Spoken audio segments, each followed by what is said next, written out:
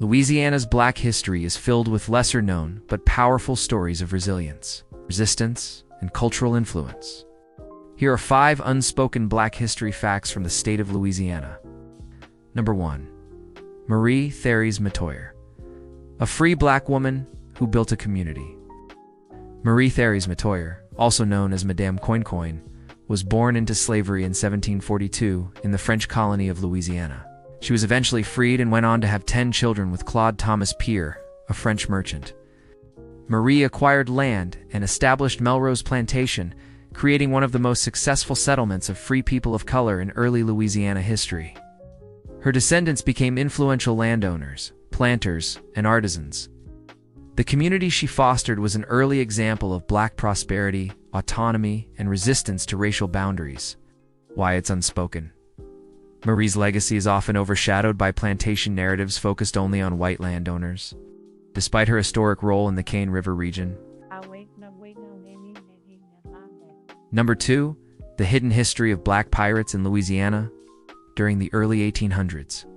Black sailors, both free and enslaved, served among the ranks of Gulf Coast pirates, including the notorious Jean Lafitte. Lafitte's pirates operated out of Barataria Bay, near New Orleans, and often employed enslaved Africans who became skilled seafarers and fighters. Some of these Black pirates were granted freedom and land for helping defend New Orleans. During the War of 1812, their maritime skills and knowledge of the Gulf were essential to both piracy and coastal defense. Why it's unspoken.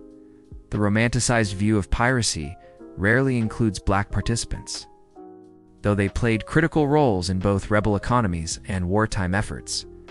Number 3. The role of Voodoo as resistance. Voodoo, in Louisiana, was not just a spiritual practice, it was a tool of survival and rebellion for enslaved Africans. Practitioners like Marie Laveau, known as the Voodoo Queen of New Orleans, were healers, political influencers, and community organizers. Voodoo ceremonies often masked covert gatherings and were used to plan revolts, build solidarity, and spiritually protect communities. Voodoo also preserved African traditions during brutal eras of forced assimilation and conversion to Christianity. Why? It's unspoken. Voodoo is often sensationalized or demonized in media, obscuring its role as a form of cultural preservation and resistance among enslaved people. Number 4.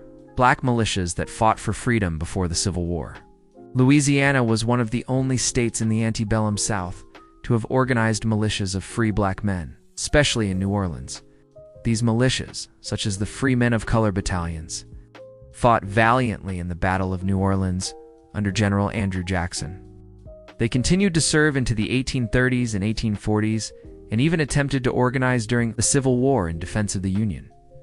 Their presence challenged assumptions about race, loyalty, and citizenship in the early U.S. military. Why it's unspoken? Post-war racial politics and white supremacy erased much of the documented heroism of these Black units from official military history. Number 5. The forgotten story of the 1866 New Orleans Massacre. On July 30th, 1866, white supremacists, including police and former Confederate soldiers, attacked Black citizens and white radical Republicans attending a pro-Reconstruction convention in New Orleans. The event was sparked by debates over Black voting rights and the illegal reconvening of the Louisiana Constitutional Convention. Over 40 Black men were killed. More than 150 were wounded in one of the deadliest Reconstruction-era massacres. This massacre shocked the North and helped fuel support for radical Reconstruction policies and the passage of the 14th Amendment. Why it's unspoken. The 1866 New Orleans Massacre doesn't appear in most U.S. history textbooks. Despite being a pivotal moment in shaping post-Civil War civil rights policies. Thanks for watching.